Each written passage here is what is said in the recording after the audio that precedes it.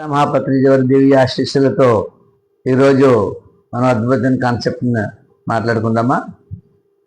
మనం ఎవరితోటైనా ఆధ్యాత్మికంగా శాకాహారం గురించి కానీ, ధ్యానం గురించి కానీ, ఏ ఇతర విషయాల గురించి కానీ ఎప్పుడు కూడా మనం వాదించకూడదు. వాదించి ఏదో సాధించాలని మన ప్రయత్నం ఎట్టి పరిస్థితుల్లో చేయకూడదు. వాదన ద్వారా మనసు వేదనకు గురవుతుంది. మనస్సుకు ఎవరైతే వాదన చేయకుండా ఉంటారో వారికి వేదన ఉండదు. మనము ధ్యానము ద్వారా మనసును శాంతి పొందవచ్చు. వాదన ద్వారా వేదన, ధ్యానము ద్వారా శాంతము.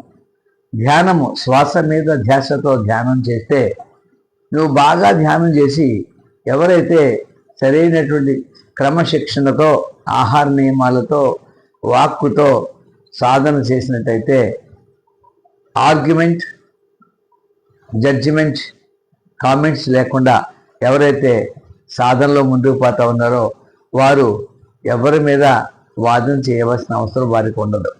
వారికి వేదన ఉండదు. అంచేత వాదన మనం చేయొద్దు. ఎవరితోటి మన వేదనకు గురి కావద్దు. మనం ధ్యానం ద్వారా శాంతంగా, సంతోషంగా, సుఖ సంతోషాలతో, సౌభాగ్యాలతో నిత్యం మనం జీవిద్దాం. మన లక్ష్యాన్ని చేరుకుందాం. Thank you very much masters. ఈ యొక్క ఎన్ఎంసి ఛానల్ని చూసి కామెంట్ చేయండి, సబ్స్క్రైబ్ చేసుకోండి. Thank you very much.